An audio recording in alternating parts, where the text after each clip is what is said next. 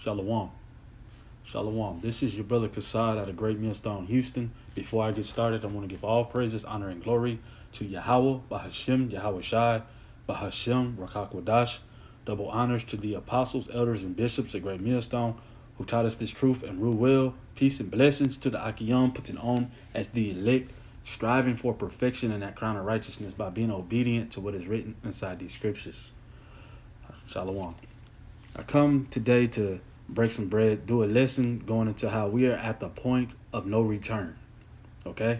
And how we know this because the Lord has told us things to watch for. As it talks about in 2 Ezra 9:1, it talks about how we are to measure the time diligently. Okay? Measuring the time, that's the prophecies that are being manifested inside of our reality. So we are looking at these things and watching these things because he set us up ultimately to be watchers. But the men of the Lord that he has set up are telling, everybody in this world, the Israelites, especially that, man, we are at the point of no return. Okay? Let's get this right quick. The definition of point of no return. All right.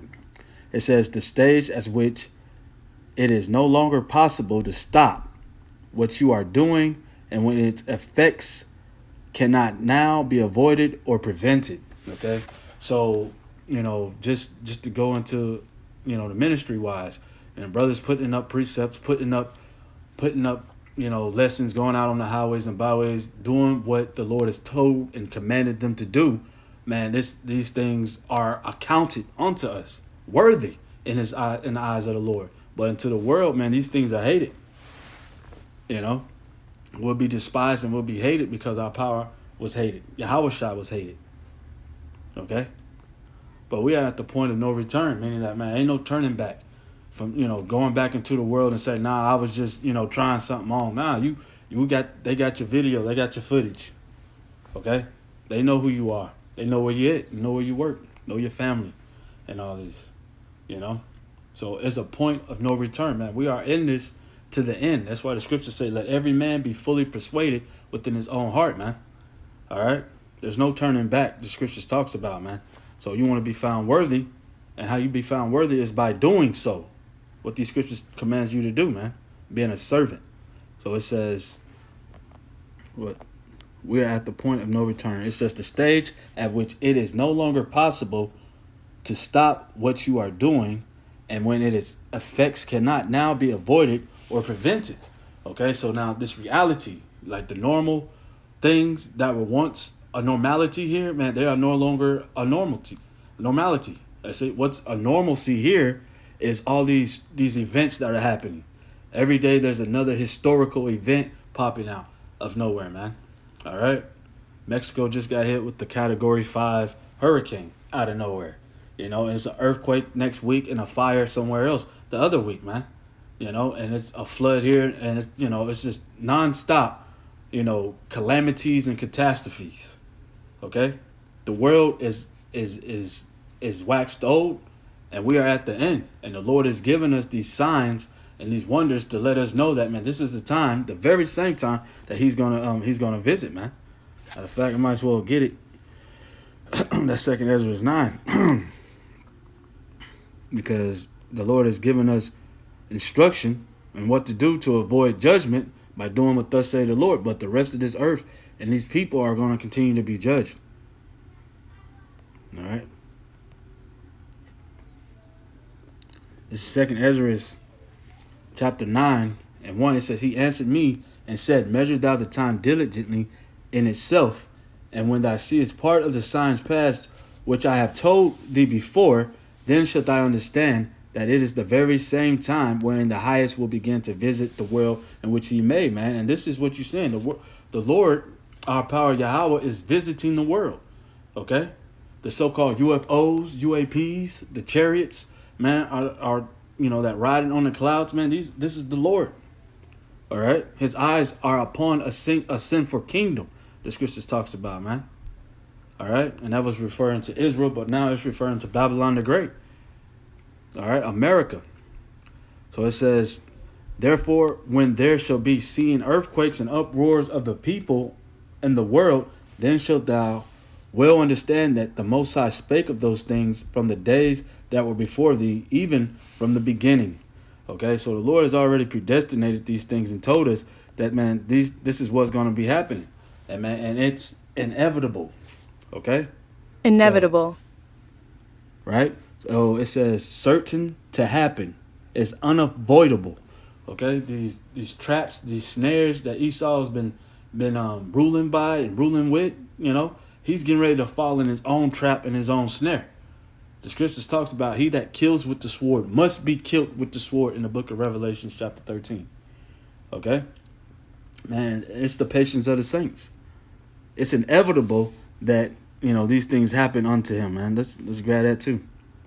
Because, this thing is about reaping what you sow. So if you sow in righteousness, you're going to reap righteousness. But you sow iniquity, man, you're going to reap that same iniquity, man. And the scriptures talks about how we're going to give him double for what he's done. This is Revelations 13 and 10. It says, he that leadeth into captivity shall go into captivity. He that killeth with the sword must be killed with the sword. Okay? It's a must that this thing happen, man. And it says, here's the patience and the faith of the saints, man. We have faith in this. The Israelites are the saints, that the Lord is going to bring judgment upon this man of sin, man. All right? So it's inevitable. Okay? Let me grab this in Isaiah 55 and 11. It says, so shall my word be that goeth forth out of my mouth. It shall not return unto me void, but it shall accomplish that which I please. And it shall prosper in the thing whereto I sent it. So, man, the Lord is coming to destroy Babylon the Great. The Lord, is contending for the Israelites, man. Contending means to fight. He is fighting for the Israelites, man. He says, if you hold true to my words, man, I will fight for you. Paraphrasing. But the Lord is our refuge, is our rock, he's our sword, man. And he says that vengeance is mine, man. So the Lord has said these things and declared these things from the beginning. Man, his counsel is gonna stand. Let's grab that too. All right.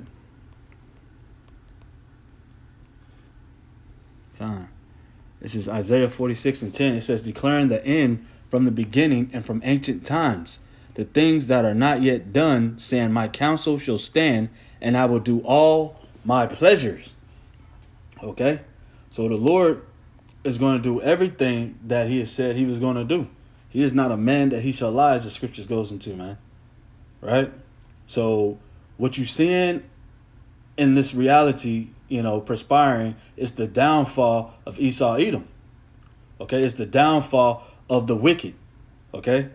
So the wicked are being knocked out of rulership and the righteous are being put into rulership, man. Okay? And this is what the scriptures talks about, And this is what the Lord has declared ultimately, man. Let's grab this in Joel. Matter of fact, let's grab this right here. Because right now you're hearing a lot about this third woe. Okay? The Israel invasion plans target Gaza cities, Hamas, and all this other stuff. Man, and it's leading up to that third war. Okay?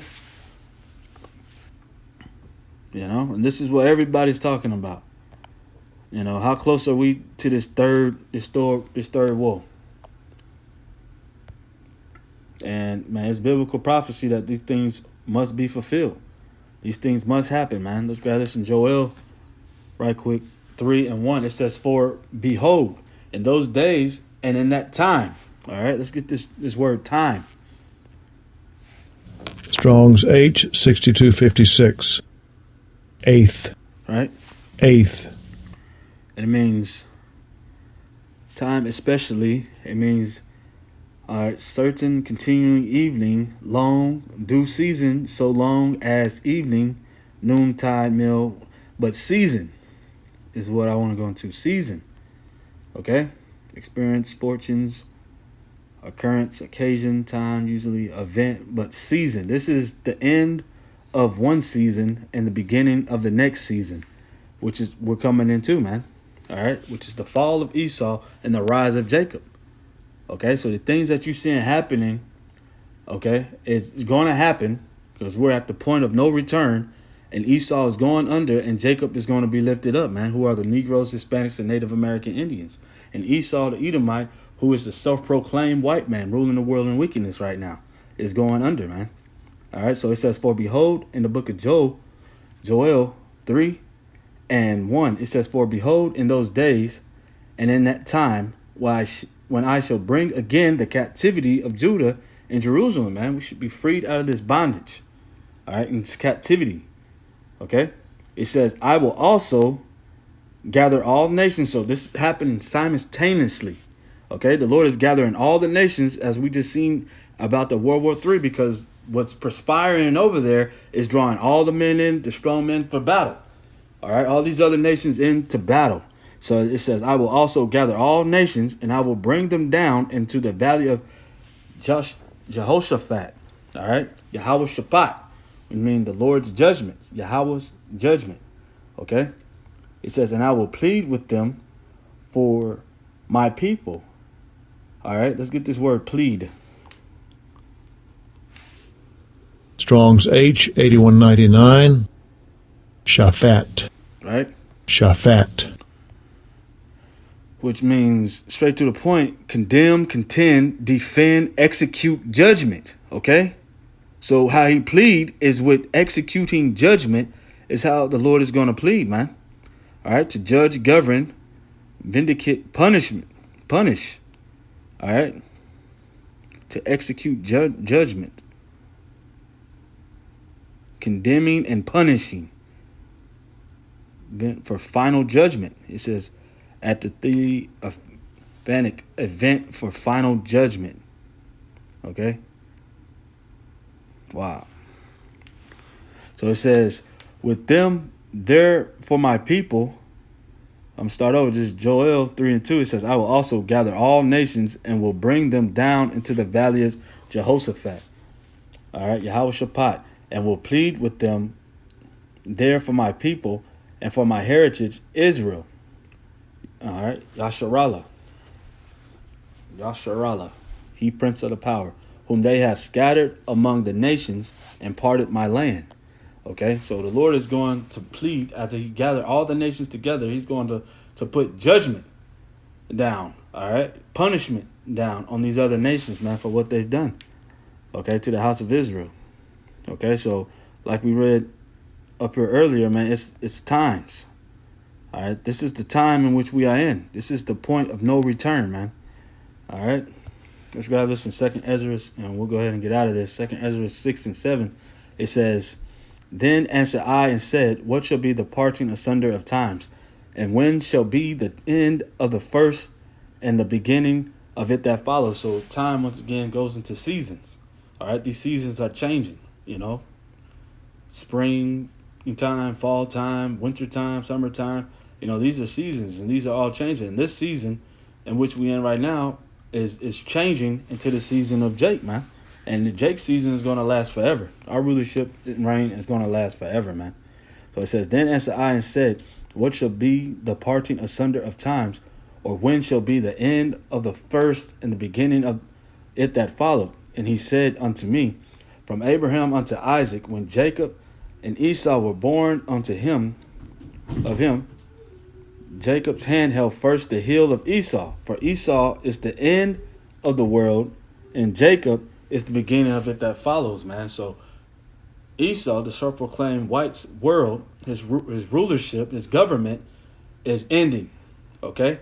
And Jacob, once it ends, is going to be the ruler of the world that follows, man. He's going to be in the rulership and the government, man. And we're at the point of no return. These prophecies are happening full blast right now, you know, in our reality. And it's a beautiful thing, man. All right, being here, the point of no return. So with that, perfectly, this is edifying to the body. We give all praises, honor, and glory to Yahweh, Bahashim, Yahweh Shai, Bahashim, Rakakwadash. Double honors to the apostles, elders, and bishops at Great Millstone who taught us this truth and rule well. Peace, blessings to the Akiyam, put it on as the elect. Shalom.